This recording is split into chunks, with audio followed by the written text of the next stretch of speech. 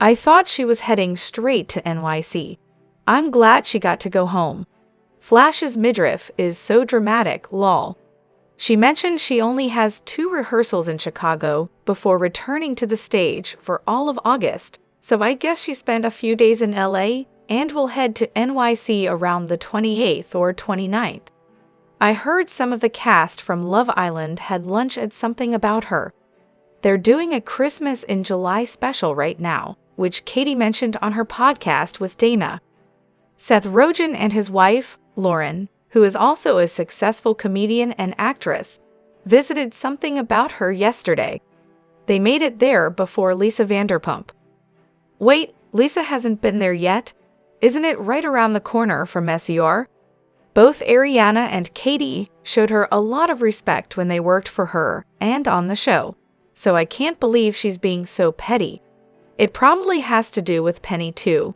She seemed to side with her in any issues they had with Katie and Ariana, instead of supporting their dream of opening a sandwich shop just between the two of them. Hello everyone, welcome back to my channel, Spill Chronicles. It's me, Ramona, here. I hope everyone is having a wonderful day. Keep watching, so let's dive into today's video. However, Ariana Madix of Vanderpump Rules is extending her upcoming run in Broadway's Chicago.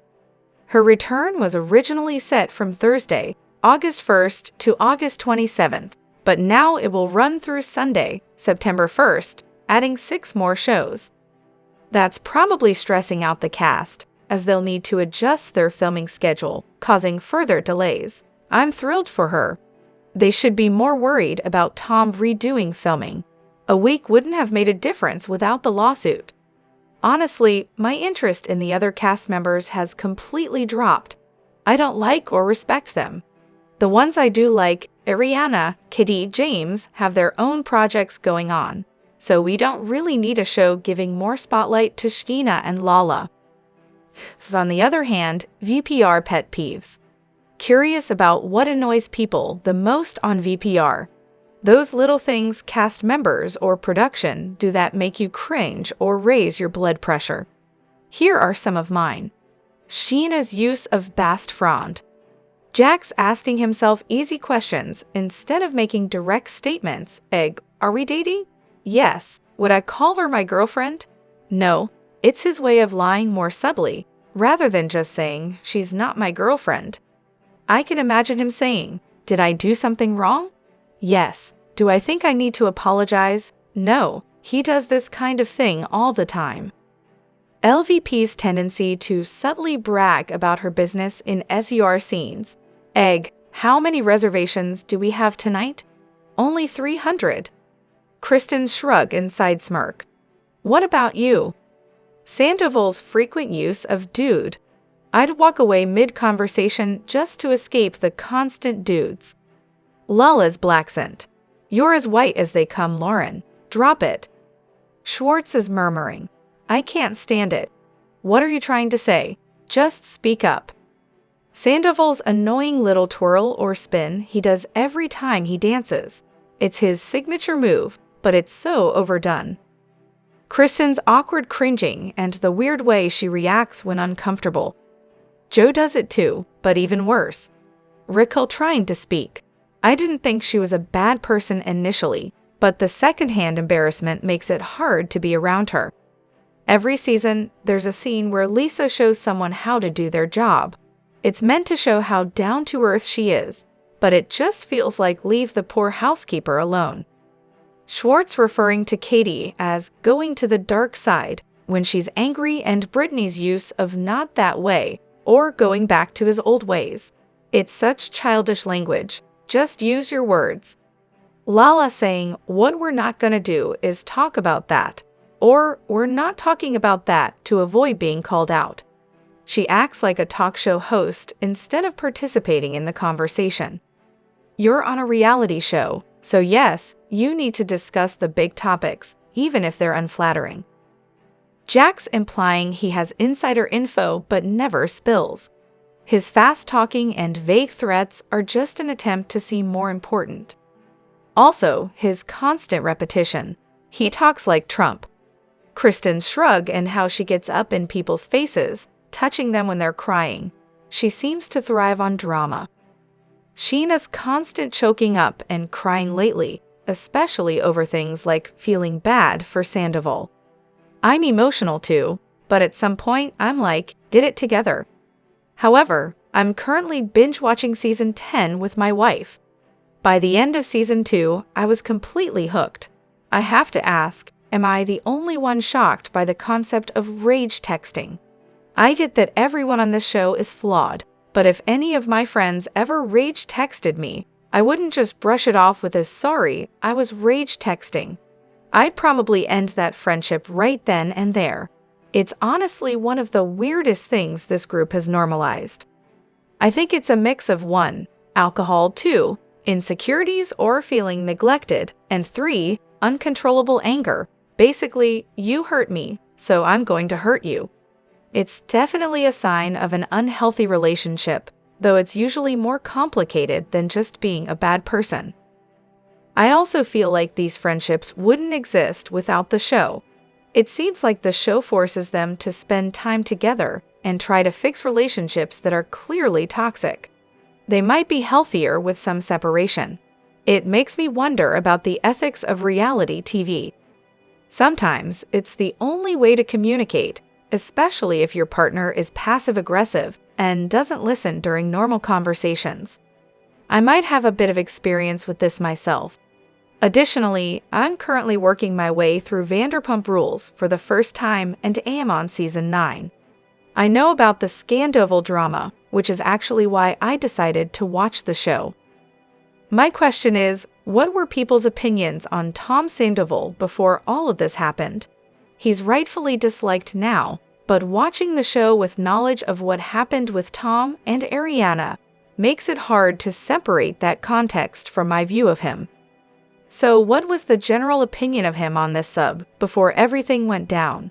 He was definitely a fan favorite, and anyone who says otherwise is probably not being truthful. That said, not everyone was a fan. Plenty of people didn't like him, which is normal. But he was seen as the best of the worst for years. I felt pretty neutral about him. I've always been more focused on the women's stories on the show, so I view the guys as just background characters causing drama.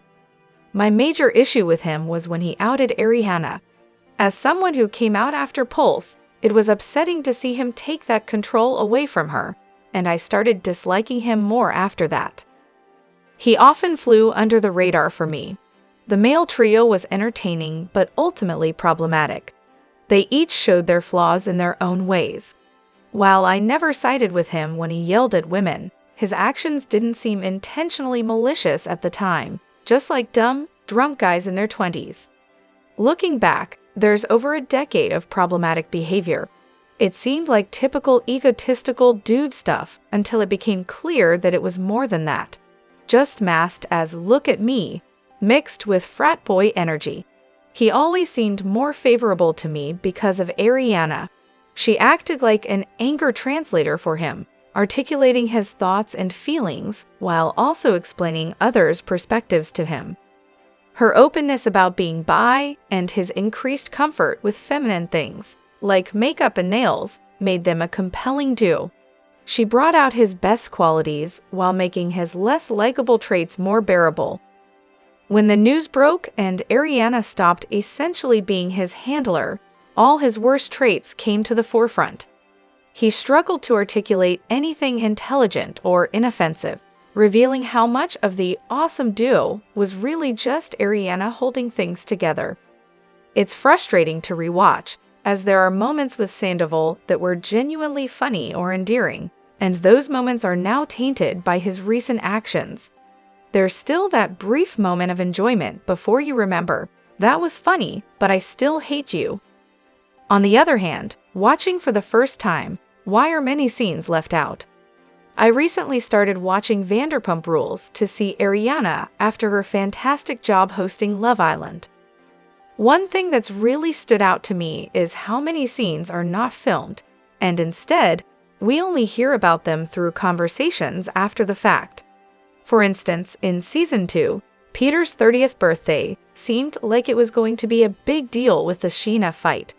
But then we jump to the next day and find out from Stassi, Kristen, Christina, and Katie that Katie threw water at them and had a meltdown too. Was this not filmed? Did they stop recording once Scheana left? In other instances, we hear about events and then see brief video flashbacks, but it often feels like there are gaps in what we're shown. Am I overthinking this? It seems like a lot of the drama happens off-screen. Does this change in later seasons? The reason for this is that Vanderpump Rules can't have a crew following them 24/7. That would require an enormous team and might run into labor laws. Shows that manage to capture more continuous action, like Summer House, Winter House, and Below Deck, use cameras that are always rolling. As a result, some of the drama inevitably happens off-screen. Initially, the cast members were actually hanging out off-camera because they were friends before the show. Over time, as their lives became more intertwined with filming, the focus shifted more to their on-camera personas. So, at the start, the cameras missed some moments because the cast continued their real friendships when the cameras weren't rolling. However, not knowing everything today, favorite season? If you were watching Vanderpump Rules without knowing about all the drama and controversies that have unfolded since, what would be your favorite season? I ask because so many scenes and moments are overshadowed by the cast's questionable choices. For me, it's Season 4. It's so messy and entertaining, introducing Lala and Brittany, James and Kristen's tumultuous relationship, Katie and Tom's engagement buildup, and Stassi as the outcast. Plus, Jack sweating out blow every 5 seconds is iconic. There's also the unforgettable moment when Ariana's birthday party included the line, "But there will be bulldozers and shit." Scheana's drama with Shay's addiction and all the funny and random moments make this season stand out. What's your favorite season if we're considering first-time viewers with no knowledge of what's happened since? For me, Season 2 is the best. It had everything: Sandoval being cuckolded by Jax, and then throwing a pathetic punch, the backhand heard round the world, Katie's blonde hair, Schwartz's beer shower incident with his girlfriend, Jax confusing Joyce for LaToya Jackson, and Scheana's gray tooth. Additionally, rewatching Season 6, Sandoval and Schwartz frustrations.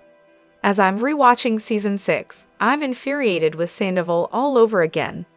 Listening to Ariana talk about her self-esteem issues and her recent loss of her father while Sandoval whines about their sex life, despite the clear intimacy issues, is so frustrating.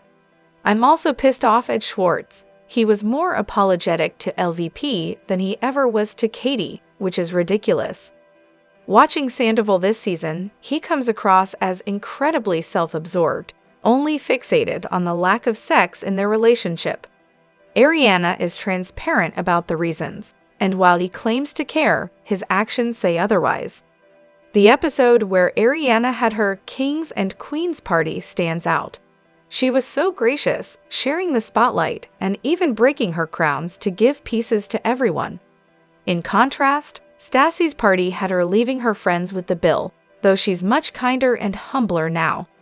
The difference between the two parties is striking. Season 6 clearly shows how hard Ariana was working on herself to improve their relationship. She's open about her struggles and asks Tom directly for what she needs.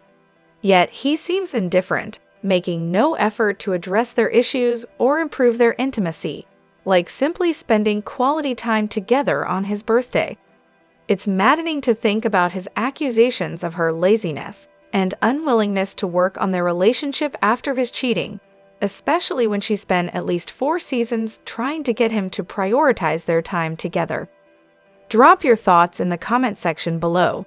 Do you agree or disagree? Don't forget to like, subscribe, and hit the notification bell for more updates.